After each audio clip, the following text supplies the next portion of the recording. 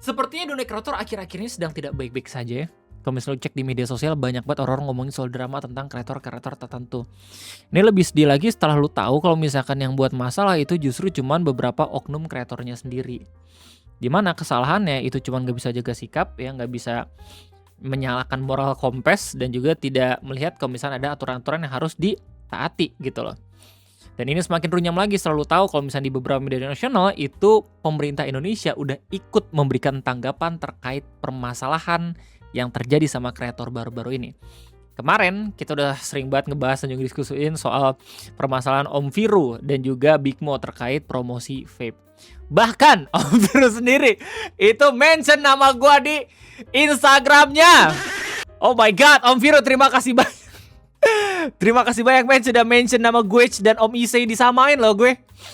Om Isay salam kenal. Gue Om Ray, gue konten lu tapi durasinya lebih panjang. Alright, jadi ngomongin soal permasalahan Om Viru, lu tau gak sih kalau misalkan Komdigi bahkan udah ngasih tanggapan terkait ini semua. KPI pun itu udah ngasih tanggapan, DPR udah ngasih tanggapan ya, Ahmad Syahroni. Bahkan gue gak salah tuh dari pihak kepolisian pun itu udah memberikan keterangan. Cuman gue bakal lebih fokus buat ngebahas bagaimana tanggapan dari Komdigi. Soalnya secara judul berita ini kocak banget ya. Orang-orang tuh pada mempermasalahkan Big Mo, tapi Komdigi itu mempermasalahkan YouTube. Komdigi berita waktu 3 hari tindak lanjuti konten vape Big Mo. Kita harus baca dulu isi dari beritanya gitu ya. Tapi kalau misalnya lihat dari judul doang emang ini kocak banget. Ya bahkan ini pun udah jadi bahan meme anak-anak Facebook. YouTube Space. Lah kok malah gue. Iya soalnya kocak kalau misalkan berdasarkan pengalaman gue ya sama menjadi kreator 13 tahun anjay. Itu kan udah ada community guidelines. Dimana di dalam community guidelines itu ada aturan yang namanya kebijakan barang atau jasa yang ilegal atau di aturan hukum itu tidak boleh ditampilkan sama sekali. Dan kalau misalnya lu search vape di sini, lu bakal ngeliat bahkan secara spesifik produk yang emang dipermasalahkan di dramanya Big Mo itu emang dari awal udah nggak boleh.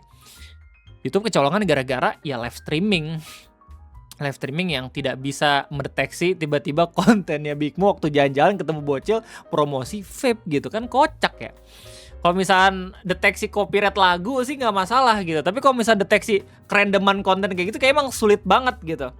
Cuman ya seperti yang lu lihat udah ada dramanya juga gitu, terus habis itu akhirnya udah di take down juga beberapa videonya dan mungkin kita bakal ngeliat ke depannya kayak gimana gitu. Cuma yang jelas katanya proses hukum udah berlaku untuk Big Mo. Nah perkara lanjutan sama Komdigi nanti kita bakal baca ya beritanya, tapi sebelum itu kita bakal geser dikit ke drama kreator yang lain. Ini bukan berasal dari YouTube tapi berasal dari Instagram ya. Jadi bukan YouTubers melainkan selebgram. Dan mungkin buat dulu pada yang demen banget konten otomotif bakal udah tahu duluan gitu ya dramanya. Soalnya kalau misalnya cek di threads dengan topik otomotif ini pasti lagi rame banget dibahas gitu loh. Karena berhubungan sama acara pameran otomotif namanya Gias 2026. Jadi singkat cerita ada selebgram yang dia punya konten tutorial gimana caranya kenalan sama orang yang nggak lu kenal atau say hi to the stranger. Nah dia buat konten seperti biasa di pameran tersebut ya, sama SPG. Fatalnya adalah si SPG-nya nggak tahu kalau misalnya dari awal dia direkam untuk dikontenin. Dan dia baru sadar kalau misalkan dia direkam gara-gara ngelihat kacamatanya itu kayak ada kamera. Yes, ngerekamnya pakai kamera tersembunyi. Akhirnya kontennya beneran di-up tuh di Instagram si konten kreatornya. Dan korbannya sendiri, which is itu SPG-nya, punya etikat baik untuk nggak memperpanjang masalahnya dengan nge-DM si kreatornya untuk nge-take down video yang ada dianya. Ada peluang tuh biar masalahnya kelar, tapi alih-alih di take down videonya, selebgram tersebut malah memperpanjang dengan bilang kalau misalnya pengen di take down harus bayar biaya produksi. Oh my god. Gara-gara itulah akhirnya semakin ramai. Ya, Om Jerome Pauline udah komen, terus Chef Arnold udah komen, udah rame di Twitter, di Instagram, bahkan DPR pun turun tangan loh. Pak Habibur Rahman, man, oh my god. Terus sekarang gimana bang? Ya buat klarifikasi, permintaan maaf. Dan nanti kita bakal coba buat lihat lebih detail lagi gitu ya dramanya kayak gimana. Soalnya korban masih butuh bantuan kita, katanya pengen disomasi sama kreatornya berdasarkan keterangan dari korbannya sendiri gitu ya. Jadi emang patut buat dikawal. Selamat datang di Ngobrolin Persoalan Indonesia bersama gue, your favorite Uncle Om Ray. Back to the permasalahan Komdigi yang tiba-tiba nyuratin YouTube gara-gara drama Big Mo. Ini kalau misalnya pada akhirnya kena juga gitu ya semua kreator gara-gara drama ini, kentut sih. Ya jadi Komdigi sendiri lewat artikel ini itu memberi waktu 3 hari untuk YouTube menindaklanjuti konten siaran langsung live stream seorang YouTuber Muhammad Jana alias Big Mo yang menampilkan promosi produk rokok elektronik atau vape melibatkan anak-anak di platformnya. Ya coba gimana tuh? Komdigi mau nyuratin kayak gimana tuh? Gue juga penasaran nih. Komdigi memberikan waktu paling lambat 3 hari kepada YouTube untuk menindaklanjuti temuan tersebut. Tulisan pihak Kementerian Komdigi dalam siaran persnya. Oke, jadi tanggal 2 Agustus dia buat pers ya, press conference. Tenggat waktu tersebut diberikan usai Komdigi melayangkan surat teguran pertama kepada YouTube. Oh, jadi bukan YouTube yang ngasih surat teguran ke Big Mo, tapi Komdigi yang ngasih surat teguran ke YouTube. Oh, Big Mo. Did Big Mo just give YouTube strikes from our government?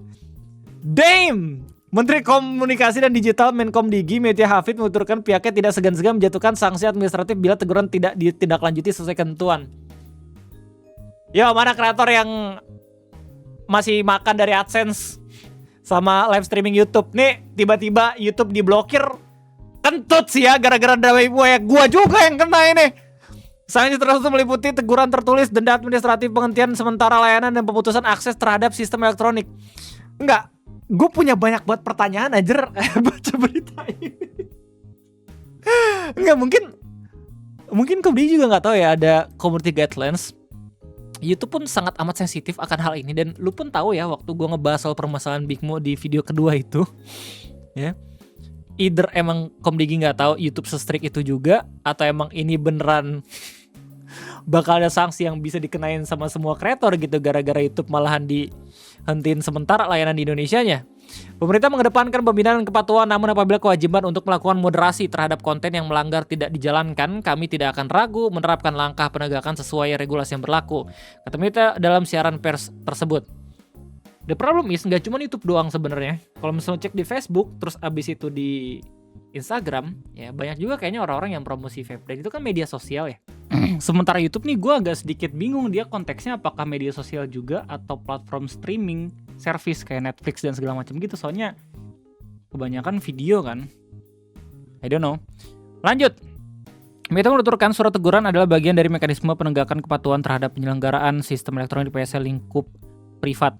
Hal ini diatur dalam Peraturan Menteri Permen Komunikasi dan Informatika Nomor 5 Tahun 2020. Melalui surat itu, pihaknya meminta YouTube segera melakukan peninjauan dan penindakan terhadap konten Big Mo.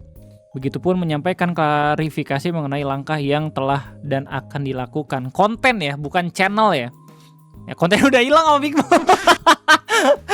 Di sisi lain, dia meminta YouTube memperkuat sistem moderasi konten secara proaktif terhadap konten-konten yang berpotensi melanggar prinsip perlindungan anak di ruang digital, termasuk promosi produk rokok elektronik vape.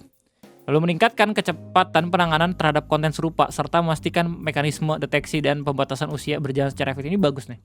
Ya, tapi semoga Komdigi kagak langsung mikir kalau misalkan YouTube punya ilmu dan juga ajian ya, algoritma AI some shit gitu yang sama kayak ketika mereka bisa mendeteksi lagu-lagu copyright gitu. Soalnya konten vape dan segala macam itu kan agak sedikit sulit gitu ya buat dideteksi apakah mereka beneran promosi atau bukan gitu. Kalau misalnya cuma asal nyebut doang ya, siapa tahu itu konten edukasi, ya nggak sih?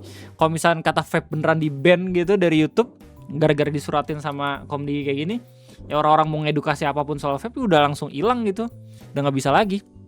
Jadi emang harus benar-benar ada kajian sendiri sih dari YouTube. Kami minta platform bertindak cepat, ruang digital tidak boleh menjadi tempat yang membiarkan anak-anak dijadikan sarana promosi produk yang berpotensi membahayakan kesehatan mereka, tegas Media. Selanjutnya akan menegaskan akan memperkuat pengawasan terhadap konten digital yang membahayakan anak serta memastikan setiap penyelenggaraan sistem elektronik menjalankan kewajiban moderasi konten secara bertanggung jawab. Jadi begitulah kira-kira yang disurati sama Komdigi. Nah, untuk membuat kita relate sama peraturan YouTube, gue bakal sedikit ngasih tahu lu soal community guidelines dengan topik kebijakan barang atau jasa yang ilegal atau diatur oleh hukum. Di mana dalam YouTube, konten ditujukan untuk menjual barang dan jasa tertentu yang diatur oleh hukum tidak diizinkan di YouTube. Dalam beberapa kasus, kami dapat memberikan pengecualian untuk konten dengan konteks edukasi, dokumenter, sains, atau artistik, termasuk konten yang terkait dengan kepentingan publik.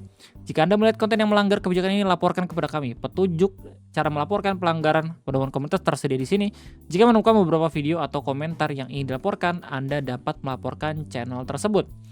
Arti kebijakan ini bagi Anda. Jika Anda memposting konten, jangan posting konten di YouTube jika bertujuan menjual langsung, memberikan link, atau memfasilitasi akses ke barang dan jasa yang diatur oleh hukum yang tercantum di bawah ini. Melakukan penjualan item atau memfasilitasi penggunaan jasa seperti ini dengan memposting link, email, nomor telepon, atau sarana lain untuk menghubungi penyedia secara langsung tidak diizinkan. Nih, ada poinnya nih, termasuk produk vape gitu loh. Catatan, jika Anda memberikan link atau informasi kontak seperti nomor telepon, email, atau sarana kontak lainnya yang dapat digunakan untuk membeli itu ya, atau tempat membeli itu ya, channel Anda dapat dihentikan. Lihat contoh di bawah. Jadi secara aturan Community Guidelines yang ini harusnya kita mungkin bakal tahu masa depan channelnya Om Big Mo kayak gimana ya. Om Viro masih baik tuh, mintanya cuma pengen ngapus Discord gitu, tapi YouTube lebih keras seperti yang kita lihat dari Community Guidelines ya. Oke, konten yang dikenakan batasan usia. Terkadang konten tidak melanggar kebijakan kami, tapi mungkin tidak sesuai untuk menonton berusia di bawah 18 tahun. Nah, bisa juga nih kayak gini nih, pakai age restriction gitu loh, yang ada di settingan video tiap kali lu pengen ngupload konten.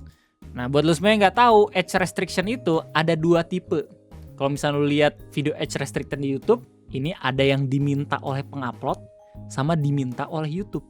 Kalau misalkan diminta oleh pengupload, berarti itu videonya emang secara sadar gitu ya, penguploadnya minta untuk dikasih batasan usia. Kalau misalkan age restricted berdasarkan YouTube, berarti si penguploadnya itu berharap semoga YouTube nggak tahu gitu. Kalau misalkan kontennya 18+, tapi ketahuan juga sama YouTube. Contoh video age restricted yang diminta pengupload, yang mungkin lu semua pernah nonton, setahu gua ya. Nih, gue cek dulu. Semoga masih ada. Berapa hari ini sedang ramai. Coba. Semoga masih ada dan semoga gue benar. Nah. Nih, video age restricted yang secara sadar penguploadnya ngasih tahu lu harus 18 tahun dulu ya. Itu WTF Indonesia episode terakhir. Duit doang. Mahakarya Obrael ya. Notifikasi, video dikenakan batasan usia diminta oleh pengupload. Beda sama video yang kena batasan usia tapi otomatis sistem gitu atau permintaan YouTube. Nah, itu beda cerita tuh. Kalau itu berarti emang YouTube-nya sendiri yang tahu kalau misalkan video lo 18+. Jadi emang lo harus kasih respect yang sedalam-dalamnya buat kreator yang dia secara sadar ngasih tag age restricted ke videonya sendiri, karena jelas itu langsung gak dapat AdSense sama sekali. Hormat buat Vengeance. Ya, jadi begitulah kira-kira kelanjutan drama dari Vape dan juga Big Mo gitu ya. Kita bakal masuk ke dalam drama yang lain. Jadi drama yang tadi, yang selanjutnya gitu ya, perkara ada selebgram yang ngerekam tanpa konsen, terus korbannya udah ngasih jalur damai tapi ternyata malahan agak sedikit greedy sampai pada akhirnya dramanya berkepanjangan sampai diketahuin sama DPR sendiri. Ya, sebenarnya gue nggak bisa ngasih lihat secara langsung gitu ya bagaimana threads-nya, karena korbannya sendiri di postnya yang terbarunya minta untuk tidak terlalu fokus kepada dirinya gitu. Bahkan minta take down untuk beberapa kreator-kreator yang udah sempat ngebahas tapi masih memperlihatkan dia menggunakan baju SPG gitu, dan juga utas-utasnya yang emang diupload sama si kreator sendiri atau si pelakunya sendiri. Jadi untuk menghormati ya kakak SPG-nya atau korbannya, gue nggak bakal ngebahas dengan memperlihatkan threads-nya sama sekali. Yang lu harus tahu adalah korban yang berterima kasih ke kreator-kreator yang udah nge-up gitu ya, terus kemudian ngebuat ini permasalahan makin rame. Jadi dia tuh nggak serasa sendiri gitu buat ngelawan kreatornya yang bahkan udah sampai di DM harus bayar gitu loh. Cuman ini semakin seru lagi setelah lu lihat ya di medsos threads, banyak banget orang-orang yang pada akhirnya ngasih tahu kalau misalnya mereka sendiri itu udah pernah diajak collab, terus emang secara perilaku gitu ya kurang baik untuk ditiru gitu. Salah satunya dari akun Stewart Wirawan. Jadi beliau cerita lewat media sosial threads ini, lagi rame soal kreator di Gias. Gue jadi ingat pengalaman gue sendiri, dulu dia yang ngajak gue bikin konten, bahkan beberapa kali ngejar-ngejar dan minta gue bawa mobil. Katanya kalau bawa mobil bisa yang rare. Pas hari H syuting gue cuma minta 2 hal. Bro, sebelum upload kasih gue lihat dulu ya, sama jangan lupa nyantumin akun IG dan TikTok showroom gue. Dia jawab oke. Pas syuting mobil gue malah langsung digeber gitu aja tanpa izin. Ya, jadi lu bisa lihat nih percakapan DM-nya gitu. Bang Stewart lanjut, sampai geser istilah dia sendiri dan hampir nabrak pembatas busway. Untung gak kejadian apa-apa. Videonya masih ada di Instagram dia. Beberapa hari kemudian videonya diupload tanpa gue lihat dulu. Akun showroom gue juga gak dicantumin. Gue DM baik-baik, screenshot jawabannya malah paid endorse berbayar bro. Ya gue juga paham paid ya memang berbayar. Tapi ini kan dari awal lo yang ngajak bikin konten, minta gue bawa mobil, pakai mobil gue buat konten, bahkan digeber tanpa izin. Terus ujung-ujungnya gue yang harus bayar kalau mau akun showroom gue dicantumin. Kalau dari awal memang konsepnya paid endorsement, ya bilang dari awal, mungkin gue juga nggak akan datang. Menurut gue kalau namanya collab, ya saling menghargai aja. Kalau dari awal udah bilang oke, ya tinggal ditepati. Ini cuma pengalaman pribadi gue, buset. Pengalaman pribadinya pahit juga ya Mr. Stewart. Tapi kalau misalnya gue boleh sedikit komentar, emang sih itu kayaknya mencari kesempatan dalam kesempitan aja. Soalnya sebagai kreator yang udah sering collab, biasanya kalau misalnya gue ngajak collab sama teman-teman gue, pasti gue kasih tau kalau misalnya collaboration gak yang tiba-tiba langsung berubah jadi paid endorsement gitu loh.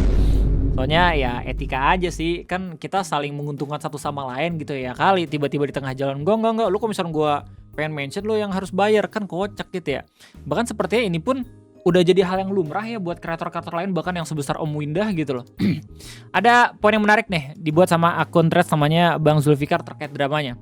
Jadi ini bisa men-trigger ilmu mengenai public space dan juga privasi orang. Public space tetap memiliki batas konsensual, senyum ramah nggak otomatis ada konsen, hidden cam melanggar privasi orang, caption dan narasi yang mengobjektifikasi wanita meminta bayaran untuk take down konten klarifikasi. Tujuan, konten inspirasi dan edukasi. Take down boleh aja tapi ada cost produksi. Time legal kalian aja yang kontak langsung, betul. Ini gue setuju.